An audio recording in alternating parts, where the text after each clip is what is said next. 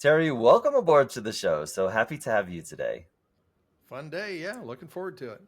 I, th- this is kind of crazy. We can't ignore this, Terry. You decided to operate, manage, buy a zoo. Tell us that story. What the hell? Well, I grew up on a farm, and I had gone through a couple of careers, and I was turning 50, and what happens? Midlife crisis. So, 10 years too late, might I say?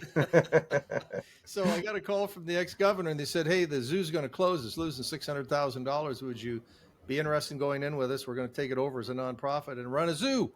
Oh wow. So, you saw a lot of the techniques I learned in the entrepreneurial companies that I worked with to help turn it around and raise another 15 million for an endowment that will keep it effective for years, and it's become the second largest cultural attraction. So it was really a fun give back after many years of just capitalizing, money making in my life. That First of all, wow. You're coming into this job, right?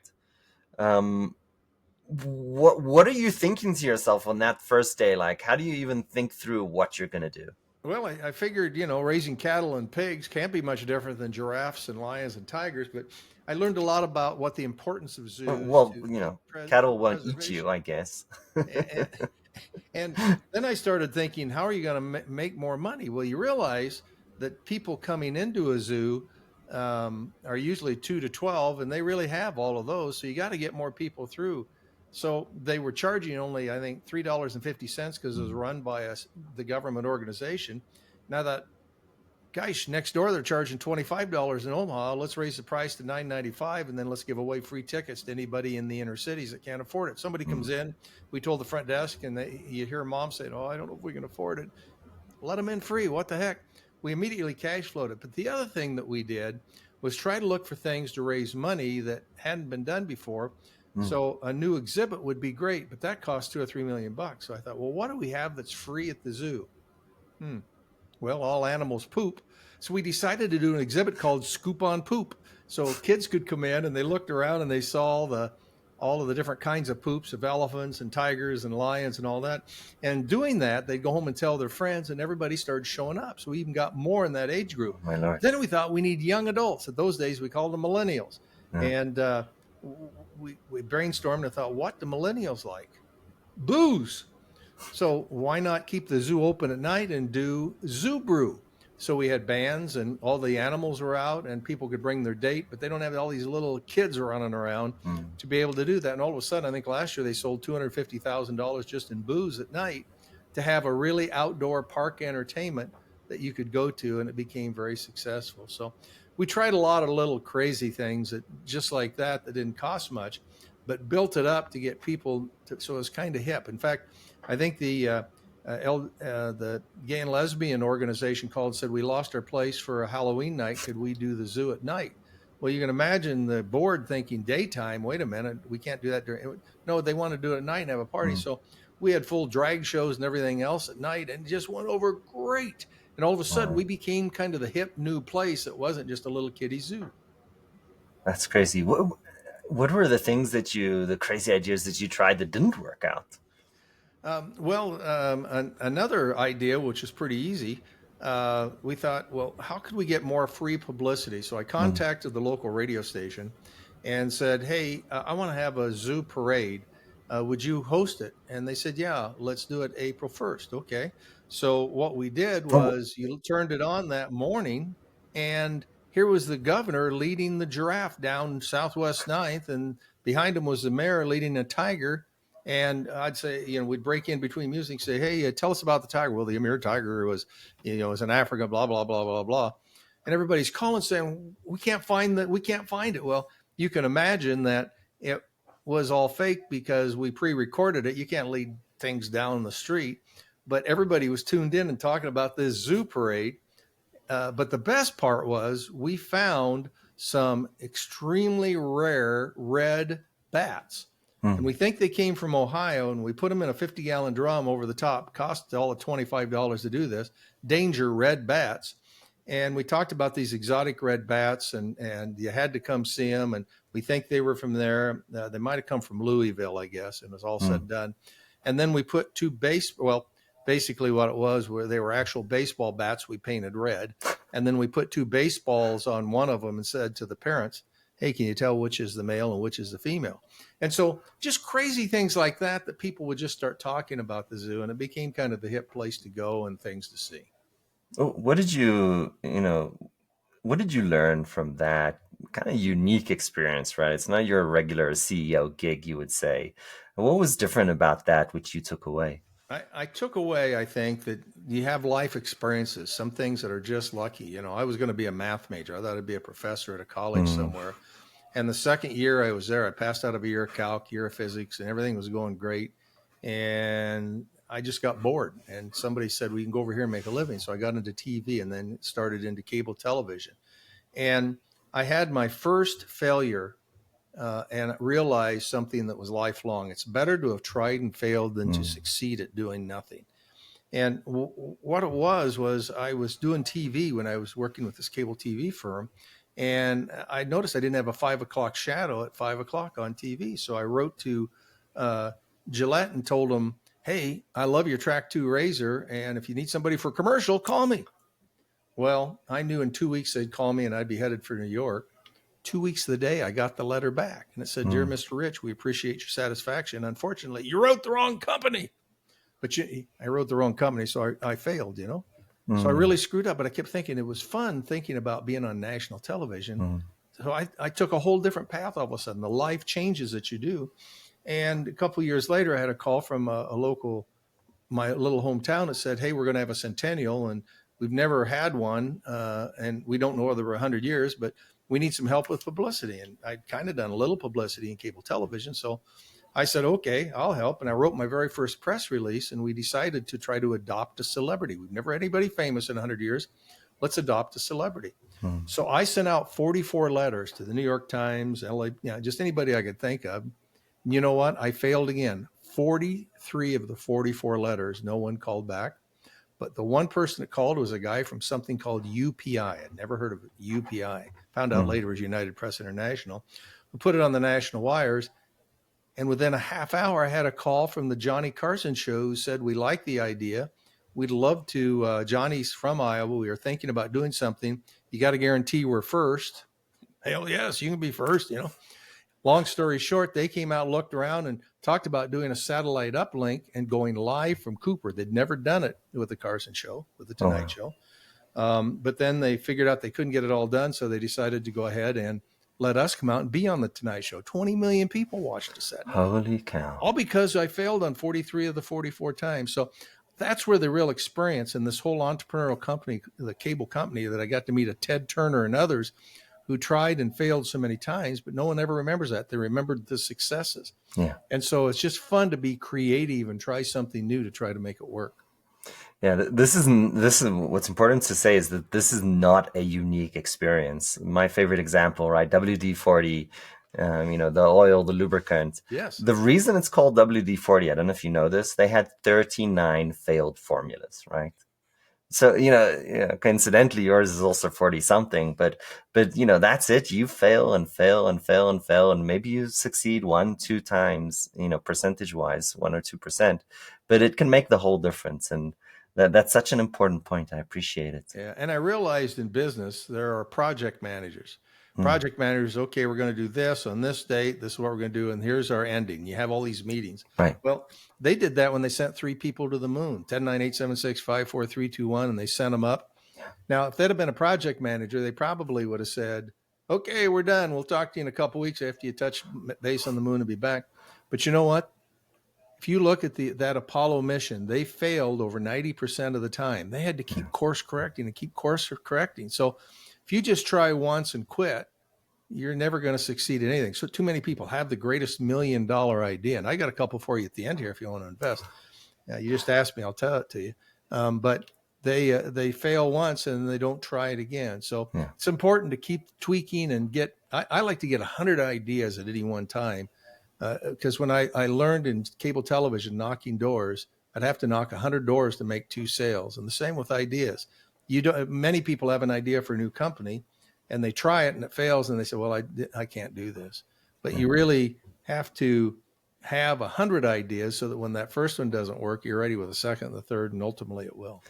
There's a conflict or a debate between, what's more important, what's valuable. Is it the idea or is it the execution? Where do you fall on this?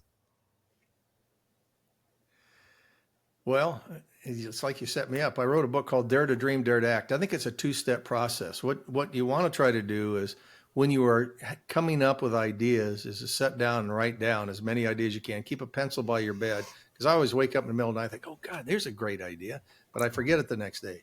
So you want to do that. And then the second step is getting the right people around you if you want the success. You want to make sure I wasn't much, I didn't know that much about legal or accounting at all. I knew a little marketing, but execution operations, So I got the right people around me when I started the company. Hmm. And so you get the experts around you, and then that's where the success comes, and you'll have more success than if you just try to do it all yourself when you don't have the expertise around you. Yeah. I'm a Techstars alumni, and when I kind of came into one of these first meetings, they said, here's the 5 things that we care about. Number one is team. So this is their investment criteria, how they decide to invest and ultimately did invest in me. Number two is team. Number three is team. And then there was a 4 and a 5, but I don't remember what it was because I got the picture. The team is important. Absolutely. And some of the best ideas come, when I became a CEO, I realized we use something called the COP method Mm, that that getting people like the receptionist in the front who have good ideas. How do you get, well, most people have suggestion box, right. but what we found is that what we tried to do is we came up with COT, consider or throw away, as something we would put on emails, which basically said, if you got a crazy idea, just put that on it. And if you don't have time to read it, you're, doing a new reorganization or whatever you're doing, just hit delete. You don't have to read it, but people need to just get creative so that front desk person used to put hey, the chair's broke. Somebody's going to fall. We're going to be sued. Uh, Put that in the suggestion box and didn't hear anything for 3 weeks. This is in down below saying, they never listen to me. Well, Mm, she or he could put down that idea, send it to the world, send it to the CEO, and no, they wouldn't get back to her because there's no judgment in good ideas. But mm, everybody keeps those ideas. But she knows that she now has a vehicle to present all of her ideas, good or bad. Any idea is a good idea, and then you take all of those and put that team together to say, well, lawyer says this will work and that won't. Accountant says this will work, that won't. It'll all rise to the top. Now you have a group discussion and a decision, and now everybody's on the same rail going down the success road. there's something interesting there about the almost a change of culture in the organization. Tell us the background about why the consider or throwaway even works. So what's the problem that you're trying to solve? Problem I was trying to solve was I came into the lottery coming out of a very entrepreneurial cable company, went from zero to everything we touched turned to gold, cashed out, same company, took ideas from the first company, made it work. So I'm ready to, the zoo, just crazy ideas because what you have to lose, they Right. were going to go under if we didn't do something. So it was need at that point. But I went into the lottery, who makes a lot of money, and walked in, and I started giving ideas. Let's paint the wall green. Let's make purple polka dots on it. Do this, do that. And I just saw a meltdown. And the meltdown Mm, was people didn't realize when you're trying to give an idea to consider, and as the team consider and build upon and build that brick together, rather than an ultimatum. And that's why I put action required after we came up with this, so that mm, and the whole attitude changed because they realized they then knew what I was requiring versus what I was just saying, let's brainstorm on this and put it together. And it just, the attitude just completely changed. It took me to, everybody thinks they know everything when I came out of college, but it took me to probably 55 to have that experience to understand. The other thing that I didn't realize till about a year ago, which I always want to pass along when I do podcasts like this, was the guy who is on Shark Tank, Damon John. I mm, did an event with him a few weeks ago, and he was writing something down. What the heck's he doing? And so I asked him, I said, well, you? I said, well, every night I look at my list, and then next morning I look at it and revise it. And I said, you've got that many $1 million ideas? He said, no. He said, I've already been successful with all that stuff. These are things I'm going to do for myself. I'm going to prioritize because when I wake up in the morning, if I say I'm going to have a cinnamon roll because I haven't had one for a month, and I have that cinnamon roll, I'm in a much better attitude when I go to work to help other people succeed. And I thought, what a fun idea. It isn't selfishness that you want to do something for yourself. Mm. It's putting yourself in the right mood. I used to have clothes that I would wear when I went into big meetings or something that were lucky. And it wasn't so much they were lucky, it's that it put my mind in the right mood, Yes. that I was in the let's go get them mood to go in there and make that idea successful. Yeah. I had this argument, I can't remember when it was, with my wife, and she was taking care of everybody else and not herself. And I had to kind of sit her down and say, look, in order for you to do the things that you really care about, and in order to do them well, you need to take care of yourself. Absolutely. You need to be happy. You need to feel well. You need to have a smile on your face. And you're not going to have those things if you don't make yourself, number one first, and then take care of everything else. You can't serve others when you're, sad, suffering, broken, or anything like that. So it's such an important fundamental, I think, issue that showing up well is your first step of service. Absolutely. And most of us, if we're A types, you're an A type, I'm an A type that have been commercially successful.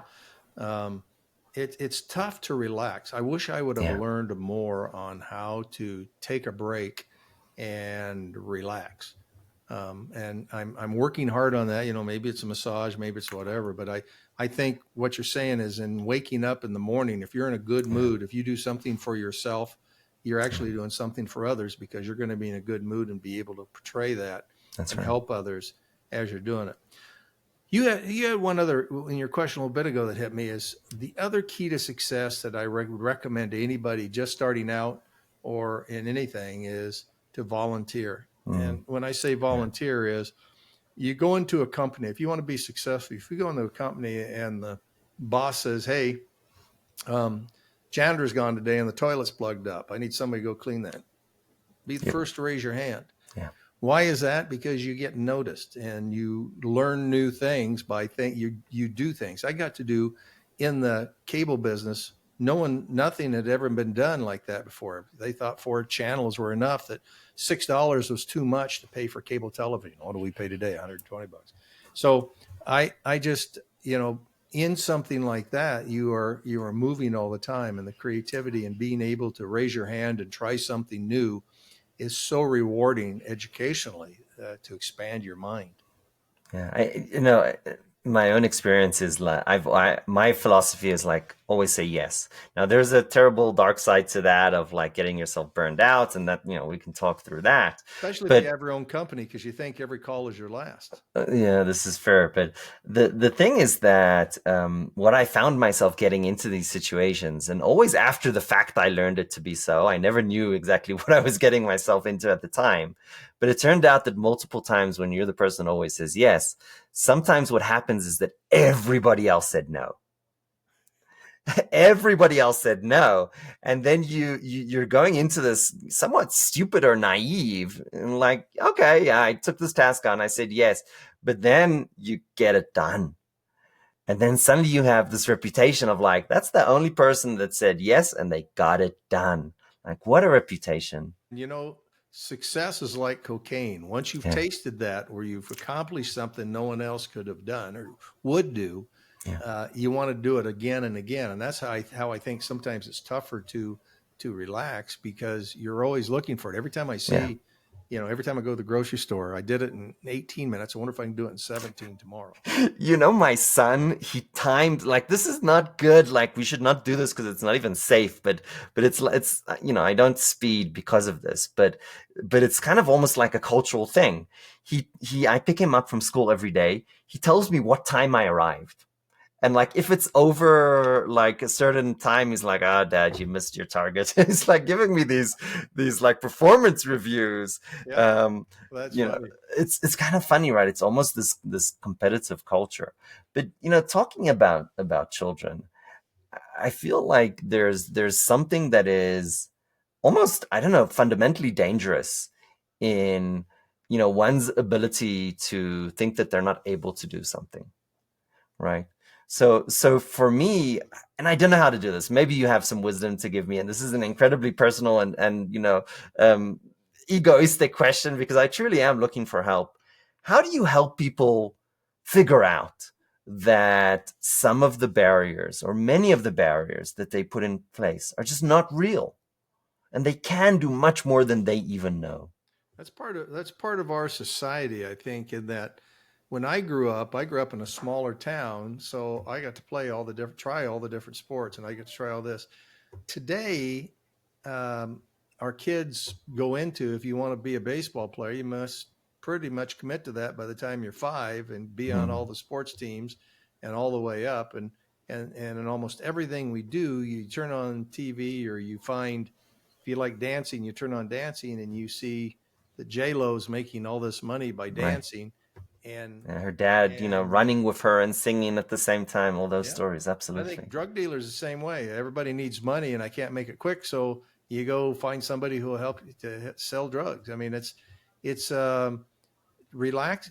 Back to the question of relaxing, or how do we relax? How do we feel comfortable that when we have a success that we've made it, and do we need to push it faster and harder Mm, the next time? I think that's kind of built into us some way, but in today's society they see all the people that are making the bazillion of dollars in tech right. and and real estate and being a TV personality or whatever, and believe that that's what I've got to do. Where many athletes, what 1%, half a percent would make it to the level that they'll be making any money. So if they've had that disappointment, how do they turn around and say try to put that somewhere else? I think you've got to have two or three irons in the skillet. I don't know if that's the right word, but you've got to have two or three things going at any one time. I was working radio when I was working cable.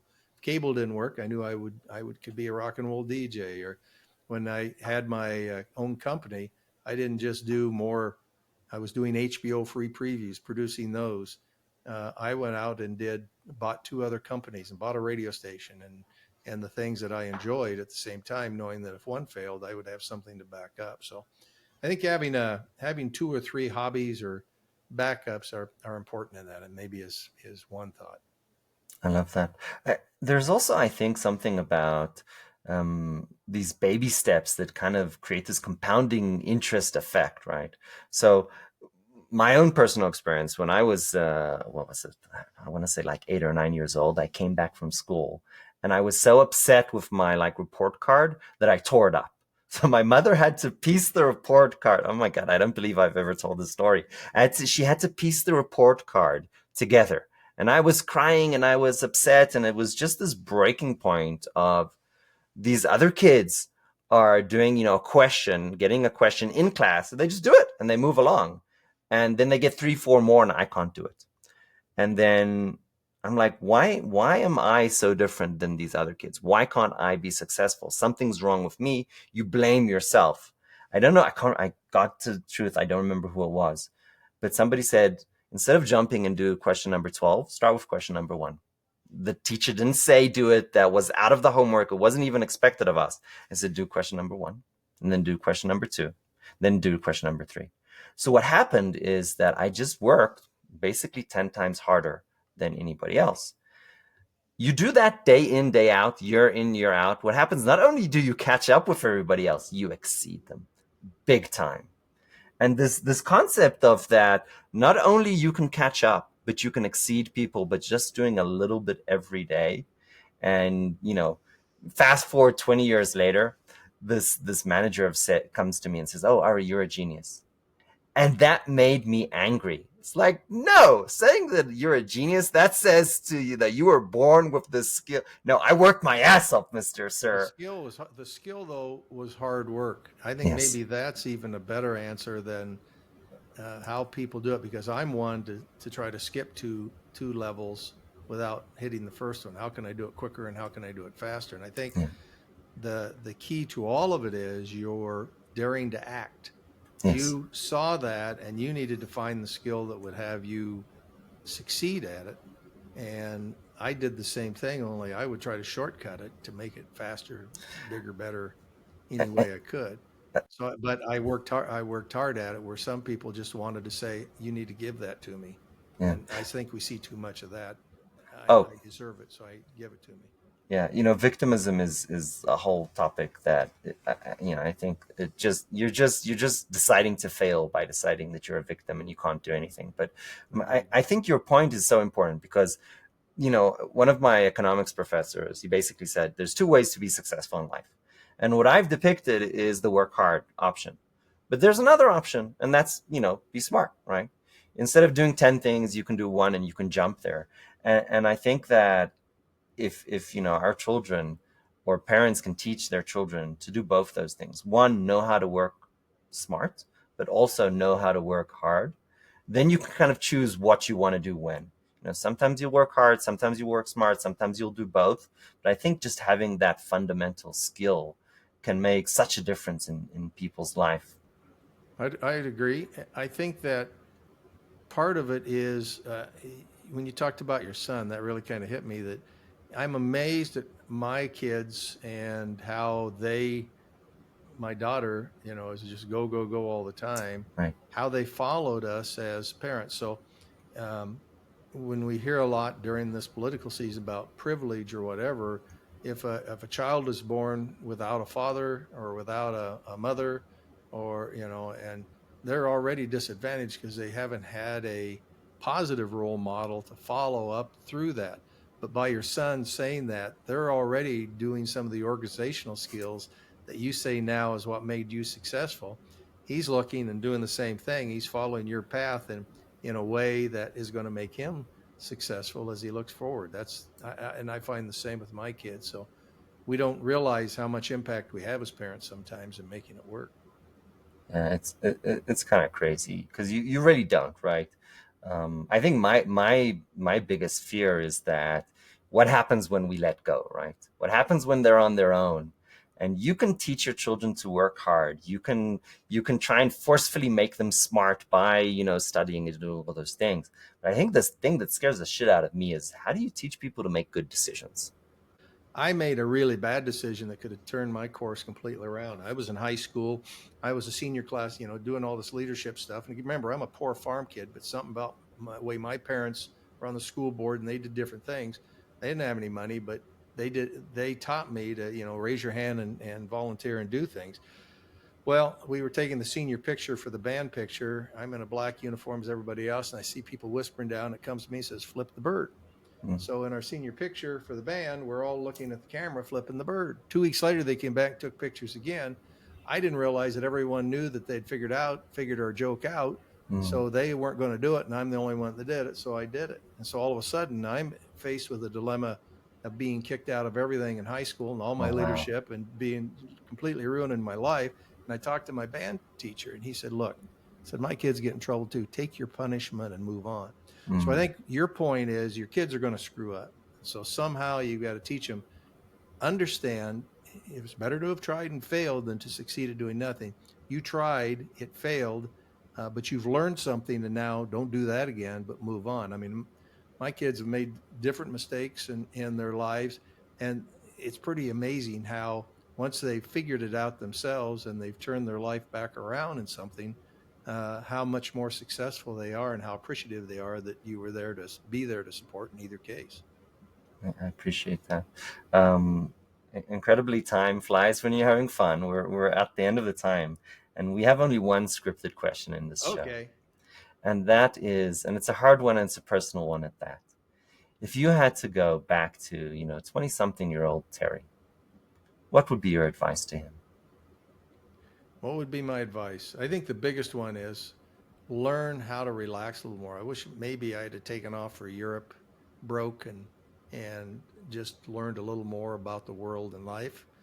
It would probably be the biggest one, and how to relax. Um, but I don't have any regrets on the success that I had by pushing hard, working hard. Um, but maybe it's back to don't be afraid to raise your hand and try things that others have not.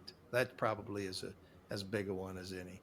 To look at things and to evaluate the world, and then finally, in today's society, to become more global in friendships, leadership. groups around you, so you learn everybody's different cultures and things. Because when you do have a product that you could sell, you don't want to just sell to anybody that looks like you. You want to be able to sell the world. You're going to make a lot more money. Terry, thank you so much. What an absolute pleasure. This is fun. Yep.